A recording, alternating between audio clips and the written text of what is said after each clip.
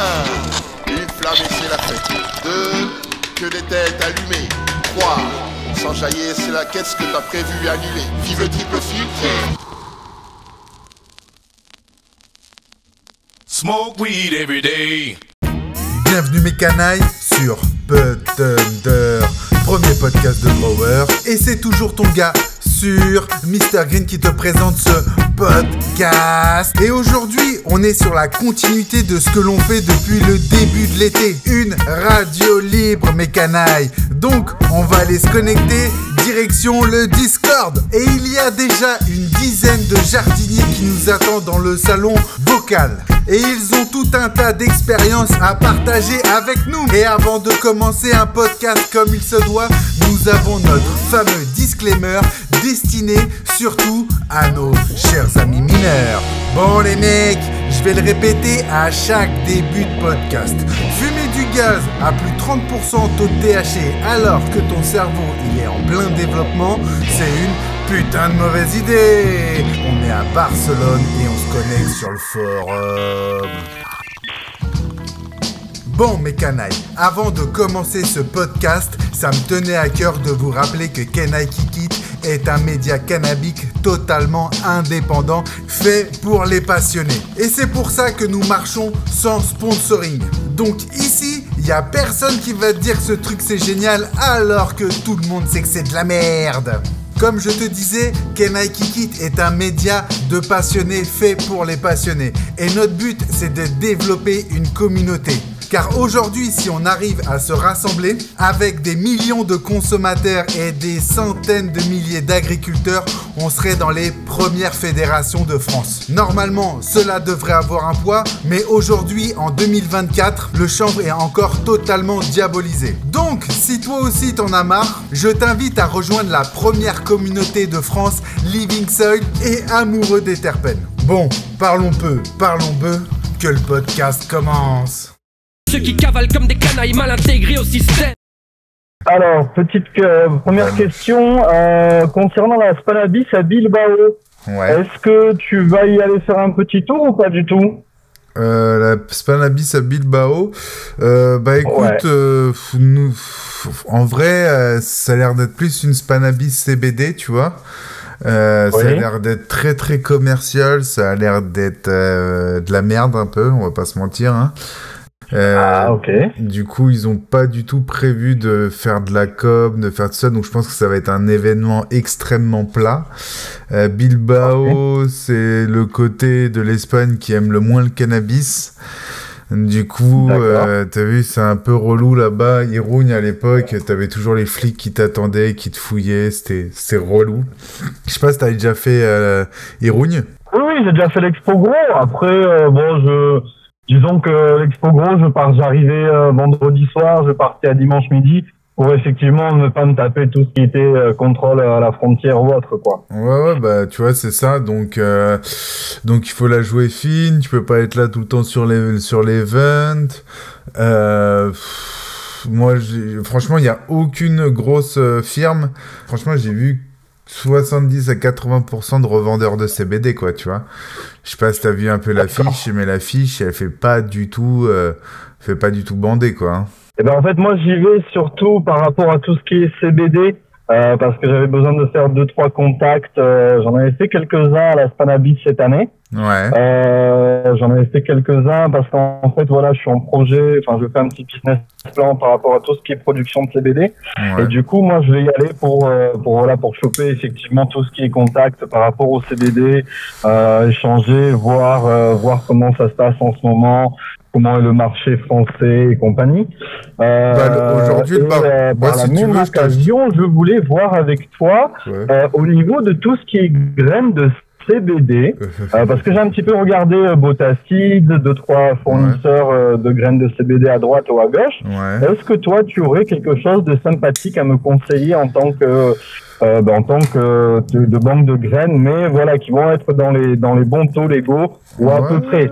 Donc déjà, je sais que je vais aller me fournir 2-3 trucs chez Botacide. Ouais. Mais après, c'est pas évident, quoi, parce que j'ai pas envie non plus de partir sur 500, 600 pieds à sélectionner parce que ça fait quand même vachement de boulot. Ouais, bah écoute, si tu veux, je te donne un peu mon avis sur tout ça.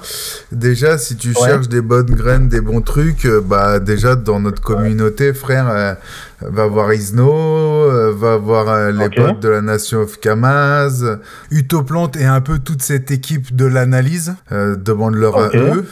Eux, ils vont te fournir des graines. Moi, ça fait que 2 ans que je sélectionne, que je fais des trucs en chambre à parfum. Là, j'ai fait mes deuxième génération. Il y a encore un peu trop d'automatique à mon goût dedans, tu vois, parce que ça part c'est très précoce ce que j'ai en ce moment. Du coup, il y a des petits problèmes génétiques. Du coup, je pourrais t'en filer quelques-unes si tu veux pour que t'essayes, mais j'en vends pas. J'en ai filé quelques-unes aux copains. Il y a Chouni là qui est en train d'essayer sur le forum et tout ça et tout. Mais non, pour l'instant, je commercialise pas parce que j'ai une éthique. J'aime bien vendre quelque chose de qualitatif, tu vois. Par exemple, aujourd'hui, tu vois, moi, un mec comme High Alpine, ces graines, je les achète pas. J'ai pas envie de, enfin, tu vois, je sortirais pas des trucs comme ça, quoi, parce que High Alpine, je sais pas si tu vois un peu qui c'est. Si, je connais, oui, voilà, après, t'as raison, effectivement, ça sert à rien de vendre une merde que les autres vont te faire une mauvaise communication dessus, quoi. Bah, 2024, je pense qu'il y a 90% des chanvriers en France qui ont fait du High Alpine, parce que, bah, l'année dernière, toute la communauté underground française l'ont mis en avant. Son travail, pour moi, il est vraiment pas ouf, quoi, tu vois. Mais ouais, en tant que bon breeder français comme ça, il y a Isno, il y a Greengrass et tout, Nation of Kamaz, et il y a un anglais aussi, je t'enverrai, il faut que je retrouve son mail là, il était très fort en CBG, il faisait des très beaux trucs en CBG qui avaient quasiment pas de THC, qui avaient des terres un peu tangerine, tu vois. C'était très intéressant. Envoie-moi un message en MP, j'essaierai de te retrouver son mail dans le week-end, tu vois, je te l'enverrai. Mais après, le problème que tu vas avoir à la CBD Cup, c'est que tu vas tomber que sur des connards à la Imperius, quoi, tu vois, qui vont te vendre Mont-Zévan et Marais. Ils sont abusés. Ouais, bah, je t'inquiète, en Espagne, frère, il y en a des centaines des connards comme lui. En Italie, il y en a des centaines des connards comme lui. Et en France, il commence à en avoir des centaines des connards comme lui, tu vois. Donc, non, franchement, c'est ce que je te dis. Même pour le CBD, tu vois, il y a des acteurs sympas en Espagne qui font des bons trucs. Ils y vont même pas, tu vois. Genre, là, c'est vraiment que, tu vois, genre, tu vas avoir du Golden CBD, tu vas avoir vraiment des marques mainstream, quoi, tu vois. Des trucs éclatés. D'accord. Oui. Ok. Voilà. D'accord. Ok, mais après, comme je te dis... je vais prendre ça en note. Après, pour moi... je t'enverrai un message en MP pour les contacts. Et mais par contre, je savais pas qu'Isno il vendait aussi ses graines. Je pensais qu'il était juste dans la prod. Non, c'est juste il faut le contacter, il vend de la graine. Hein. Il fait de la prod, il vend de la graine, ouais. Après, il est très vite rupture de stock. Hein. Donc, dès qu'il a de la graine, faut que t'achètes. Et même si t'en as pas besoin, t'achètes, tu mets au frigo avec lui. Hein. Parce qu'il il a beaucoup de demandes, tu vois. Il y a beaucoup de demandes. D'accord. Non, après, c'est vrai que c'est pas mal ce qu'il fait. J'ai un peu suivi son histoire, regardé deux, trois petites interviews à droite, à gauche. Et effectivement, ça a l'air vraiment quali ce qu'il fait. Il travaille bien de ce que je vois par rapport à d'autres. Et puis, voilà, tu vois le mec passionné et pas forcément en mode marketing, commercial à don. Ah ouais, non, pas du tout. Il a vraiment un savoir-faire. C'est un mec qui aime la weed, c'est un mec qui aime fumer. Donc on parle la même langue, tu vois. Ouais, tu sais, aujourd'hui, t'as énormément de breeders, de chanvriers, de tout ce que tu veux, qui ont 1 an et demi, 2 ans d'expérience, qui ont jamais fumé une mèche de leur vie, et qui vont te faire des graines, des formations, et tous ces genres de conneries-là. Incrusté 2 secondes. Ah bah ouais, bien sûr. J'ai un bon exemple. Antoine Mariamou, il est dans le marché. Ouais. Il est dans le marché plus qu'incrusté. Il s'est associé avec un mec qui était dans le un agriculteur lambda, quoi. D'ailleurs, même bien en placé, sur les. Il a créé le truc, l'association agriculteurs bio de France, mes couilles là. Ouais. Il est dans le patelin où ils font du chanvre. Je sais plus c'est quel patelin là où le chanvre dans la Creuse. était déjà. Non. Voilà, merci beaucoup. Donc il s'est, il s'est associé avec lui. Et la seule connaissance qu'il avait, c'est tout ce que je lui ai dit à l'époque. Ouais. C'était qu'un petit fumeur, c'est-à-dire qu'il aimait fumer, mais totalement récréatif, c'est-à-dire qu'il s'est jamais intéressé à rien. Il aimait juste fumer un pet quand lui on paye un pet, tu vois. D'ailleurs, il s'est jamais même trop fait chier à acheter, d'ailleurs. On les connaît ceux-là, on les connaît ceux-là, c'est d'accord. Voilà. Le mec, il a commencé donc bien démerdard, hein, il a fait les marchés, donc il s'est lancé en faisant les marchés, en achetant de la merde chinoise à revendre sur les marchés, et il a rencontré ce mec-là, et donc il s'est lancé dans le CBD. Bon ben instantanément, ils ont planté, du coup, donc un mec qui connaît rien, plus un agriculteur. Ils ont passé des contrats avec Jiffy, avec je sais plus quel magasin, là, ils ont 3-4 contrats juteux, c'est bien, mais je vois pas le rapport, en fait, avec le cannabis. Parce que c'est des contrats du business, c'est le monde des passionnés, et il faut essayer de faire un lien entre, parce que, voilà. Bah ouais. C'est ça, mais le problème, c'est qu'entre les lois et tout, c'est pour un vrai passionné, je comprends que c'est difficile de faire son chemin. Et le problème, c'est que du coup, on est principalement représenté par le monde du business, en fait. Non, mais ça, c'est le début de la fin.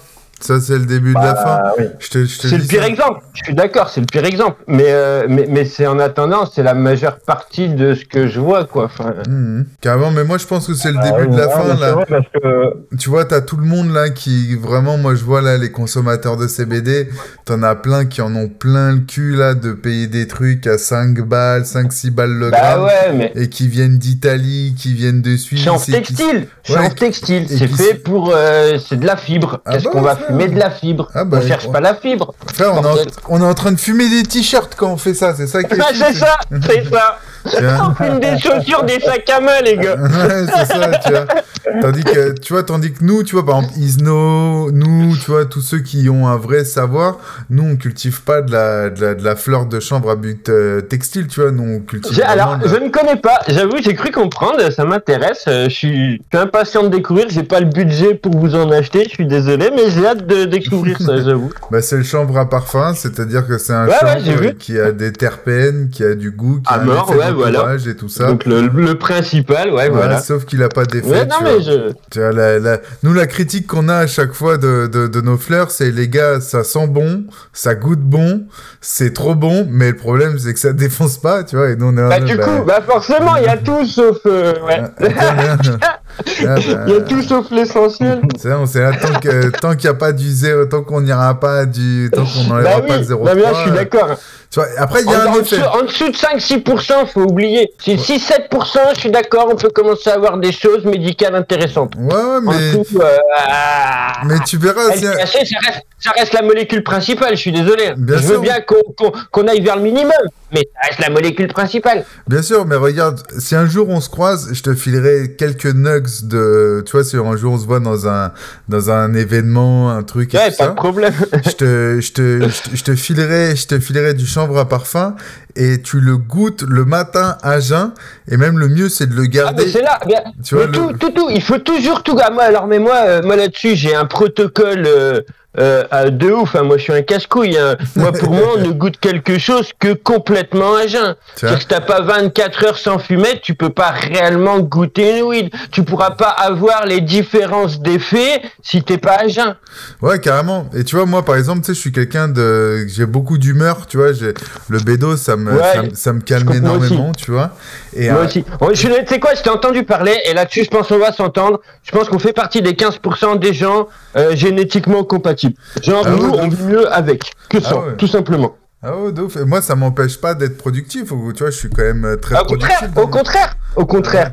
Je suis sûr que tu te concentres mieux avec. Ah ouais, bah je suis beaucoup plus centré. Bah tu sais, moi à chaque fois c'est ce que je dis. Hein, si j'ai réussi à lire un livre une fois, enfin quand j'ai commencé à aimer la lecture, c'est parce que j'avais le bédo qui me posait dans le fauteuil et que j'arrivais à rester dans un fauteuil et pouvoir lire. Et sinon moi tu sais, ça m'étonne pas. T'es soit hypersensible, soit hyperactif.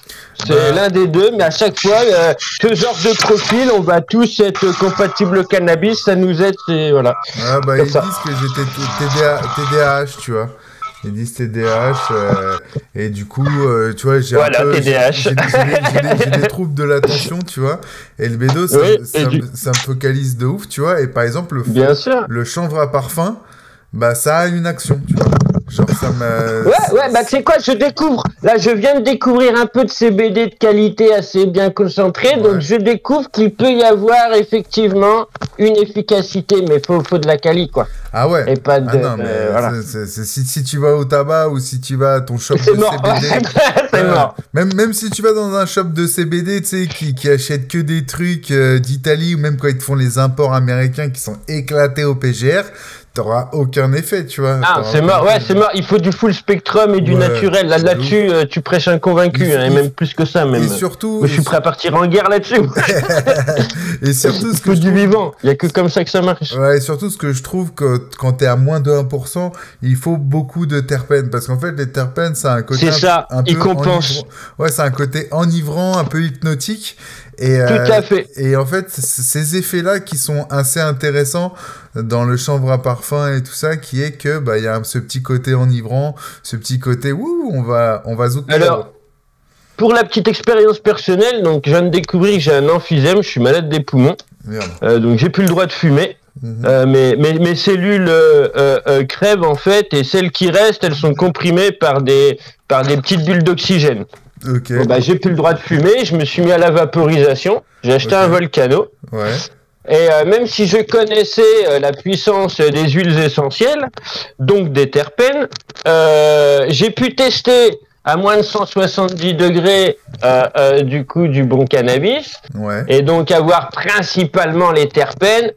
Je peux te dire à tous ceux à qui j'ai fait goûter pareil, hein, sans le THC, ils font 3 tours dans leur slip sans toucher l'élastique. Hein.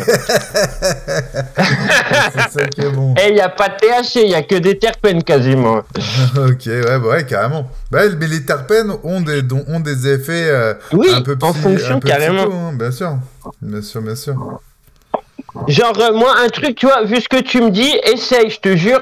Moi, j'ai vu que t'avais le sublimateur que j'aimerais bien essayer. Essaye de mettre une toute petite pincée, mais une petite, hein. Mais tu mets avec ta weed, tu mets une petite pincée de menthe, mais alors de menthe poivrée. C'est la plus médicale. Ok. Tu vas voir que ça va encore plus te booster l'effet motivant et concentration.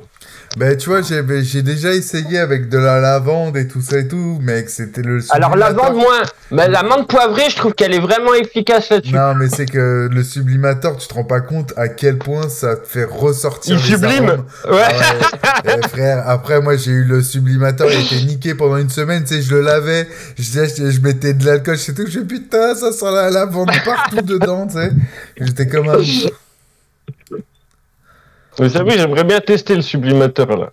Ça m'intrigue ce truc là. Ah bah je te dis, il y a la vaporisation et la sublimation. Tu sais, moi, à chaque fois, t'as les gens, ils me disent, ouais, t'inquiète, j'ai une machine, elle est pareille que le sublimateur. Je fais, ah ouais, elle sublime. Oui, mais non, non. Moi, j'ai lu la description, c'est simple, ça atomise les molécules. Une molécule, t'en as 10, t'absorbes beaucoup mieux, faut pas chercher plus loin. Voilà. Ah ouais, et puis t'as la sublimation, c'est le gaz le plus petit qui est le plus disponible. Voilà. Tu vois, comparer à une vaporisation, c'est impossible. Et moi, c'est ce que je dis à chaque fois. Je dis, les gars, arrêtez de me comparer le sublimateur à d'autres trucs. C'est comme mélanger les torchons et les serviettes, quoi, tu vois. Ça n'a rien à voir, frère. Comparons pas ce qui peut comparer. C'est ça, tu vois. Et vraiment, c'est la seule machine qui te permet de te faire ça. Et à toutes les personnes, mais je te dis, toutes les personnes, quand ils tapent dessus, tu vas voir, là, on va sortir. Septembre, on sort un nouveau programme qui s'appelle le Bugger Weeds. où on fume au taquet au sublimateur et tu vas voir un mec comme Gromo qui c'est sa première fois, tu vois, au bout de 20 minutes, une demi-heure, il dit mais putain, je trouve que ça a un côté très psychédélique, euphorisant, tu vois, un truc il me dit, à un moment il me fait, mais m'amène, j'ai jamais été foncedé comme ça, tu vois. Je dis, mais ouais, alors, mais parce que là, est-ce que, si je peux me permettre la comparaison, j'imagine que moi donc qui est un volcano là, qui vient de passer au volcano, j'imagine que la comparaison est à peu près pareille que justement passer de la combustion au volcano. Eh ben, du volcano au sublimateur, j'imagine, c'est à peu près pareil. Ouais, bah ouais, c'est encore une étape. Tu multiplies, voilà, c'est ça, c'est une étape au-dessus, tu multiplies encore le truc, quoi. C'est encore plus pur et efficace, quoi. C'est ça, par exemple, tu vois, les gens, quand ils essayent le sublimateur, je leur dis toujours avant, essaye d'analyser ta respiration et essaye de ressentir tes valves de tes poumons, comment c'est ouvert, tu vois. Là, les gens, gros, ils prennent 2-3 bouffées de ça, tous, après, tu le regardes, tu te dis, mais vas-y, respire. Et là, tu vois, tout le monde fait, oh, putain, je respire, tu vois, parce qu'en fait, c'est la weed, les terpènes et... c'est ça, ça t'ouvre les cellules. Bah moi, ça me fait du bien. Moi, je suis malade des poumons et en fait, je prends un bon volcano qui me fait un peu tousser. Alors oui, pendant 5 minutes, je tousse. Mais après, pendant 3 heures, je respire trop bien. Ouais, c'est ça. Mais c'est de l'aromathérapie, tu vois. La vaporisation, la sublimation, c'est de l'aromathérapie. Et avec les huiles et les terpènes, aujourd'hui, tu as des études en Allemagne qui te montrent que ça arrive même à te nettoyer des poumons, quoi, tu vois.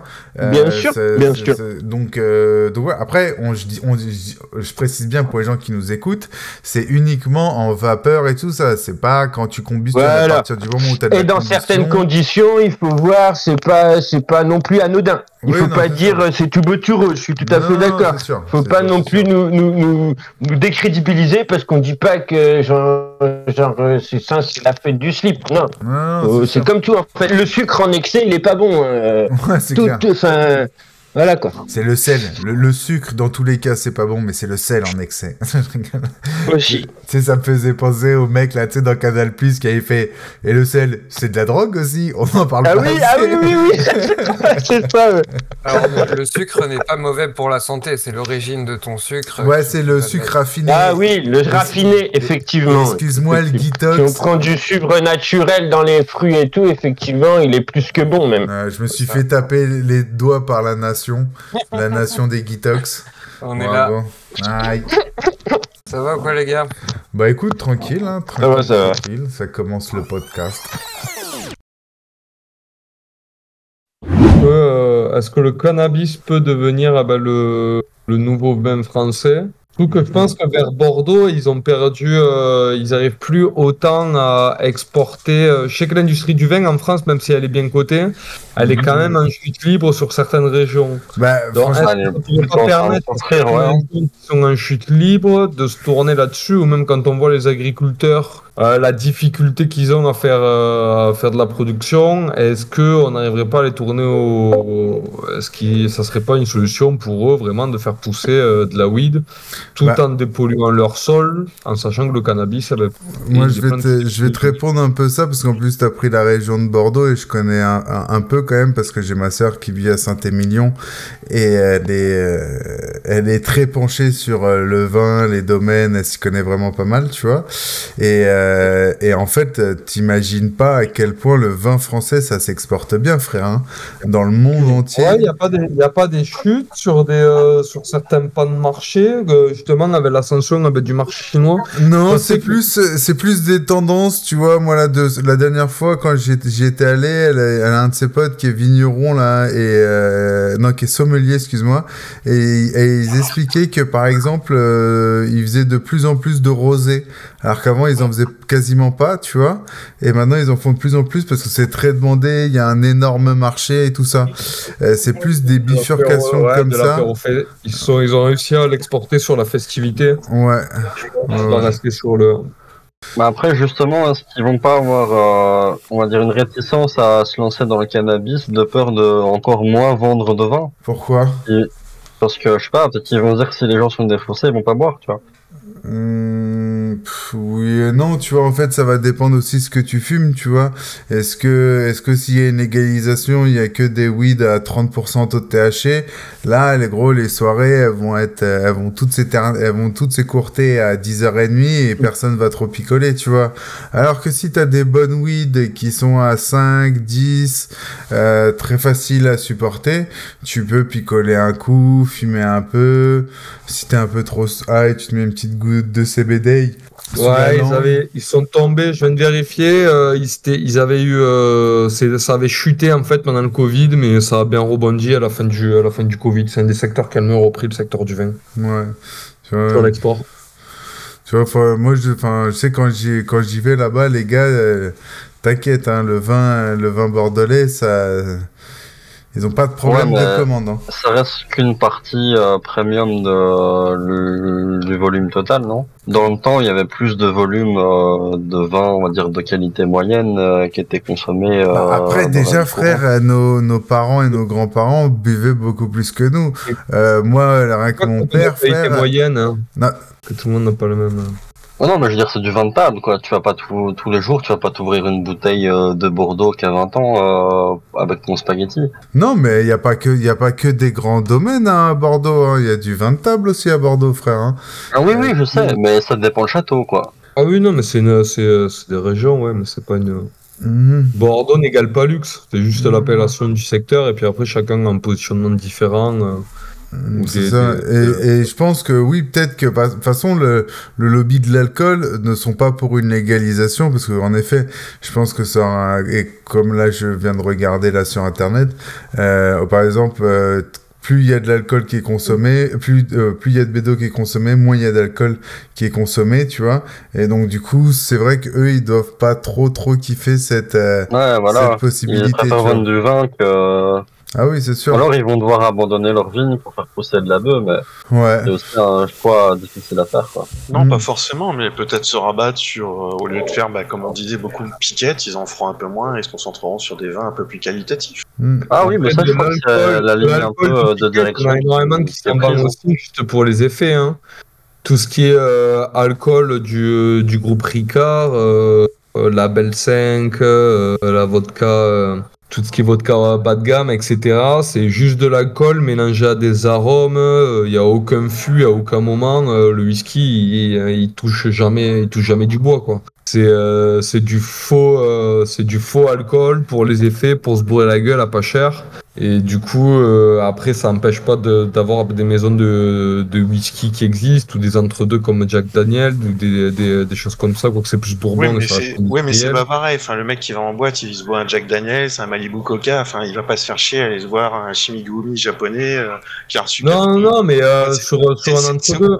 C'est aussi la consommation de masse. Ouais, la consommation de masse, ce que je veux dire, elle se fera sur quelque chose d'industriel ou d'industriel haut de gamme, et elle se fera pas sur plein de petits producteurs ou difficilement, quoi. Dès qu'il y aura une hype ou des gros groupes qui vont se faire avec de la communication, qui vont pouvoir communiquer sur tous les groupes et tous les assortiments de leurs produits. Oui, mais ça, ils resteront toujours. Ça restera les rois de l'apéro, les rois de la fête. Moi, je disais ça tout à l'heure dans le cadre vraiment des producteurs de vin de Bordeaux, ceux-là qui sont déjà un peu dans du qualitatif, qui devront simplement augmenter un coup la donne. Et de toute manière, ils n'auront pas le choix que de l'augmenter, puisque la Chine se met à faire du vin, et a priori de très bonne qualité d'après certains retours. La Californie, par exemple, produit un des meilleurs rosés actuellement. Enfin, voilà, ils vont être de toute manière obligés de relever la barre. Hein. C'est comme la weed, hein, on peut pas... c'est la même chose. Après, c'est ça, une compétition sur un marché. Ça pousse le produit à être de meilleure qualité. Très intéressant de savoir. J'ai jamais fait de compétition de vin et j'aimerais bien. Après, est-ce que on va pas tomber sur une compétition? Faudrait tomber sur une compétition où il n'y a pas de copinage. Mais ça pourrait être intéressant de voir une compétition de vin, ce qui se font pour voir si c'est vraiment différent par rapport à une. Regarde François Damiens, il en a fait une. Ah ouais? Il y a deux raisons. Et il y a François Damiens, et en plus, c'est un truc intéressant. Mais non, mais. C'est à milieu, c'est totalement différent. Ne serait-ce que par une chose, c'est que quand on fait des cups, généralement on avale la fumée. les buveurs de vin en compétition, les testeurs, ils n'avalent pas, ils recrachent. Recrache la fumée. Ouais, mais voilà, très peu le font, faut être honnête. Moi, même si je le sais, je la recrache pas. On le fait pas par code, et je pense que les goûteurs de vin, ils le font par code aussi, mais ça doit... C'est surtout qu'ils veulent pouvoir tenir jusqu'à la fin de la compète, quoi. Ouais. Pour tous les juges. Sûr qu'il y en a qui avalent, un petit peu. Bah oui, t'en avales toujours, mais bon. Et normalement, si tu regardes dans les compètes, ils ont toujours le seau à côté. Après, il y a des choses à apprendre de ce milieu, effectivement. Au niveau de la compétition, il y a des choses. C'est à ça qu'il faut qu'on arrive au cannabis, c'est-à-dire des compétitions où on pourra consommer 10 extraits, mais qu'on aura, 5-7 jours pour le faire, qu'on pourra ne pas obligatoirement avaler. Merci à toi de venir découvrir nos versions gratuites disponibles sur YouTube ou Spotify.